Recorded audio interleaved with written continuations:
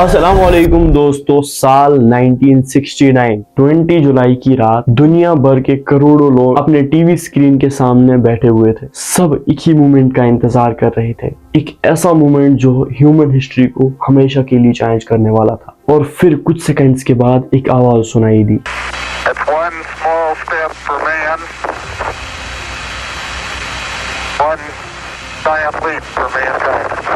ये वर्ड बोला था एस्ट्रोनॉट नील आर्मस्ट्रॉन्ग ने। उस वक्त वो खड़े थे अर्थ से लगभग 3,84,000 किलोमीटर दूर मून की सरफेस पर। ये मिशन था अपोलो 11 जिसे लॉन्च किया था नासा ने, और उसी दिन हिस्ट्री क्रिएट हुई। इंसान ने पहली बार किसी दूसरे सेलेस्टियल बॉडी पर कदम रखा। लेकिन जब भी दुनिया में कोई बहुत बड़ा इवेंट होता है, उसके साथ एक और चीज भी पैदा हो जाती है, डाउट। आज भी इंटरनेट पर बहुत लोग एक ही सवाल पूछते हैं, क्या मून लैंडिंग सच में हुई थी या फिर ये सब एक स्टेज्ड इवेंट था। कुछ लोग कहते हैं कि मून लैंडिंग वीडियोस फेक है, कुछ लोग कहते हैं कि ये सब एक स्टूडियो में शूट हुआ था। कुछ लोग तो इतना तक क्लेम कर रहे हैं कि उस वक्त टेक्नोलॉजी ही इतनी एडवांस्ड नहीं थी कि ह्यूमंस मून तक पहुंच सके। तो फिर सच क्या है? क्या ह्यूमंस सच में मून पर गए थे या फिर दुनिया ने 20 जुलाई 1969 को जो देखा वो सिर्फ एक इल्यूजन था? आज की वीडियो में हम इसी मिस्ट्री के बारे में इन्वेस्टिगेट करने वाले हैं। हम देखेंगे लोग मून लैंडिंग को फेक क्यों कहते हैं और साइंस एंड एविडेंस क्या कहता है। लेकिन इन्वेस्टिगेशन शुरू करने से पहले थोड़ा बैकग्राउंड समझना जरूरी है, क्योंकि मून लैंडिंग एक रैंडम मिशन नहीं था, ये एक्चुअली एक स्पेस रेस का पार्ट था। 1950s और 1960s के टाइम पर दुनिया के दो सुपर पावर्स स्पेस एक्सप्लोरेशन में कंपटीशन कर रहे थे। एक साइड पर यूनाइटेड स्टेट्स था और दूसरी साइड पर सोवियत यूनियन। इस रेस में सबसे पहला माइलस्टोन अचीव किया सोवियत यूनियन ने। 1957 में उन्होंने लॉन्च किया वर्ल्ड का फर्स्ट सैटेलाइट स्पुतनिक 1। ये मूवमेंट यूनाइटेड स्टेट्स के लिए एक शॉक था। उसके बाद कंपटीशन और इंटेंस हो गया।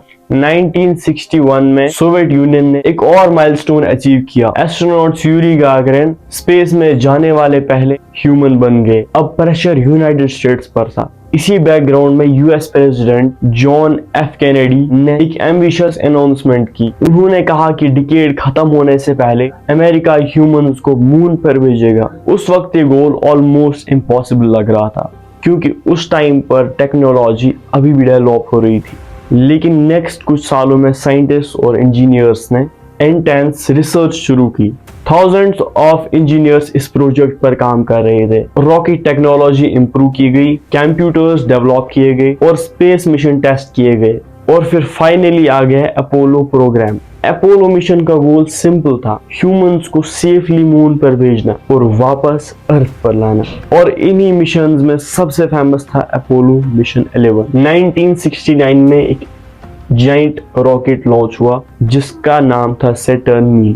ये रॉकेट आज भी हिस्ट्री में सबसे पावरफुल रॉकेट्स में से एक माना जाता है। इस रॉकेट के अंदर 3 एस्ट्रोनॉट्स थे, Neil Armstrong, Buzz Aldrin and Michael Collins. इनका मिशन था मून तक ट्रेवल करना और फिर मून पर लैंड करना। लेकिन जब मून लैंडिंग के फोटोज और वीडियोस दुनिया के सामने आए तो कुछ लोगों ने उनमें अजीब चीजें नोटिस करनी शुरू कर दी। एग्जाम्पल के लिए, मून पर अमेरिकन फ्लैग हवा में हिलता हुआ क्यों दिख रहा था, फोटोज में स्टार्स क्यों नहीं दिख रहे थे, और एस्ट्रोनॉट्स के शैडोज अलग डायरेक्शन में क्यों जा रहे थे। इन्हीं क्वेश्चंस की वजह से moon landing conspiracy theory internet पर वायरल होने लगी। लेकिन क्या ये डाउट सच में वैलिड है या फिर इनके पीछे कोई साइंटिफिक एक्सप्लेनेशन है? चलिए फिर एक एक करके इन सभी क्वेश्चंस को लॉजिकली समझते हैं। सबसे पहला क्लेम जो अक्सर इंटरनेट पर वायरल होता है वो ये है कि मून पर लगाया गया अमेरिकन फ्लैग हवा में हिलता हुआ क्यों दिख रहा है। अगर मून पर हवा ही नहीं है तो फ्लैग मूव कैसे कर सकता है? ये क्वेश्चन पहली नजर में काफी लॉजिक लगता था, लेकिन जब इसको थोड़ा डिटेल में समझा जाता है तो इसका एक्सप्लेनेशन सिंपल हो जाता है। मून पर जो फ्लैग लगाया गया था उसके ऊपर एक हॉरिजॉन्टल रॉड लगी हुई थी ताकि फ्लैग स्प्रेड रहे और क्लियरली दिख सके। जब एस्ट्रोनॉट्स ने उस फ्लैग को ग्राउंड पर लगाया तो पोल को घुमाकर फिक्स करना पड़ा। इस मूवमेंट की वजह से फ्लैग कुछ सेकंड्स तक हिलता हुआ दिखाई दिया। लेकिन अगर आप वीडियोस को ध्यान से देखो तो पता चलेगा कि फ्लैग कंटिन्यूअसली वेव नहीं कर रहा, वो सिर्फ तब मूव करता है जब एस्ट्रोनॉट्स उसे टच करते हैं। अगर वहां पर हवा होती तो फ्लैग कंटिन्यूअसली हिलता रहता, लेकिन मून पर ऐसा नहीं होता, इसीलिए एक्चुअली मून पर वैक्यूम होने का ही प्रूफ है। अब आते हैं दूसरे क्लेम पर। बहुत लोग कहते हैं कि मून लैंडिंग की फोटोज में स्टार्स क्यों नहीं दिख रहे हैं। अगर एस्ट्रोनॉट्स मून पर थे तो स्पेस में स्टार्स क्लियरली विजिबल होने चाहिए थे। ये डाउट भी काफी लोगों को कंफ्यूज कर देता है, लेकिन इसका रीजन कैमरा टेक्नोलॉजी से रिलेटेड है। मून की सरफेस पर सनलाइट बहुत ज्यादा ब्राइट होती है। इस ब्राइटनेस की वजह से कैमरास को लो एक्सपोजर सेटिंग पर यूज किया गया था। लो एक्सपोजर का मतलब है कि कैमरा सिर्फ ब्राइट ऑब्जेक्ट्स को कैप्चर करता है। स्टार्स कंपैरेटिवली बहुत डिम होते हैं, इसीलिए फोटोज में स्टार्स विजिबल नहीं आए। अगर आप अर्थ पर भी दिन में स्काई की फोटो लो तो स्टार्स नहीं दिखते, लेकिन इसका मतलब ये नहीं होता कि स्टार्स एग्जिस्ट ही नहीं करते। ये सिर्फ कैमरा एक्सपोजर का इफेक्ट होता है। अब तीसरा क्लेम जो अक्सर वायरल होता है वो शैडोज से रिलेटेड है। कुछ लोग कहते हैं कि मून लैंडिंग फोटोज में एस्ट्रोनॉट्स के शैडोज डिफरेंट डायरेक्शन में जा रहे हैं, और अगर लाइट सोर्स सिर्फ सन है तो शैडोज एक ही डायरेक्शन में होने चाहिए। लेकिन यहाँ एक इम्पॉर्टेंट चीज समझनी जरूरी है, मून की सरफेस परफेक्टली फ्लैट नहीं है। वहां छोटे छोटे क्रिएचर्स और अनइवन टेरेन्स होते हैं। जब अनइवन सरफेस पर लाइट पड़ती है तो शैडोज डिफरेंट एंगल्स पर अपीयर हो सकते हैं। इसी के साथ कैमरा पर्सपेक्टिव शैडोज को डिफरेंट डायरेक्शन में दिखाने का इल्यूजन क्रिएट करता है।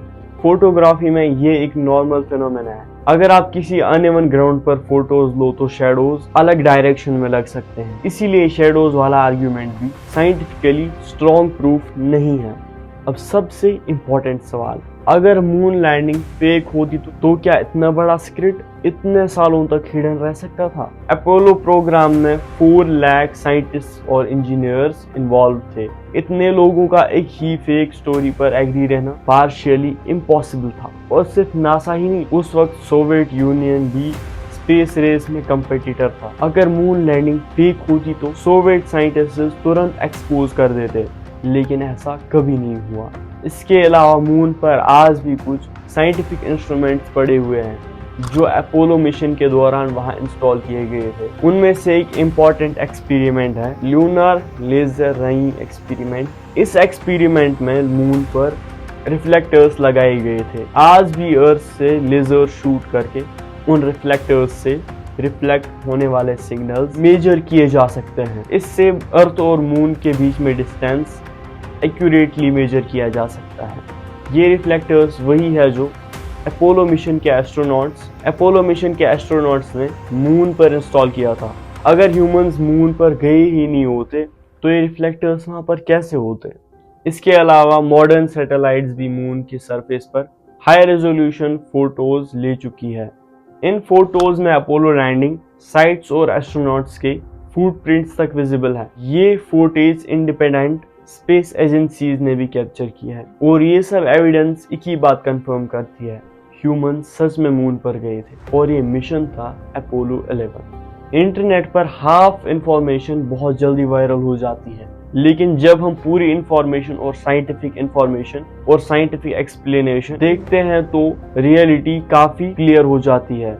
मून लैंडिंग हिस्ट्री के सबसे इम्पोर्टेंट अचीवमेंट्स में से एक है। जब भी इंटरनेट पर कोई शॉकिंग क्लेम देखो तो उसे तुरंत बिलीव मत करो, क्वेश्चंस पूछो, एविडेंस देखो और साइंस को समझो। आज का वीडियो हमने बनाया था अपोलो मिशन 11 के बारे में। बहुत सारे लोग ये क्लेम कर रहे थे कि अपोलो मिशन 11 एक फेक मिशन था। बहुत सारे लोगों के अलग अलग क्वेश्चंस, वो सारे क्वेश्चंस हमने डिटेल में इस वीडियो में अच्छे से एक्सप्लेन करे हैं। कमेंट करके मुझे ज़रूर बता देना आज का वीडियो आपको कैसा लगा। वीडियोस में आज बहुत ही ज़्यादा गैप रहती है, इंशाल्लाह मैं ट्राई करूँगा कि वीडियोस में ज़्यादा गैप ना रहे। बस आपका सपोर्ट होना चाहिए एंड ये कमेंट में बताना कि अगला वीडियो किस टॉपिक पर बनाऊँ। अल्लाह हाफ़िज़।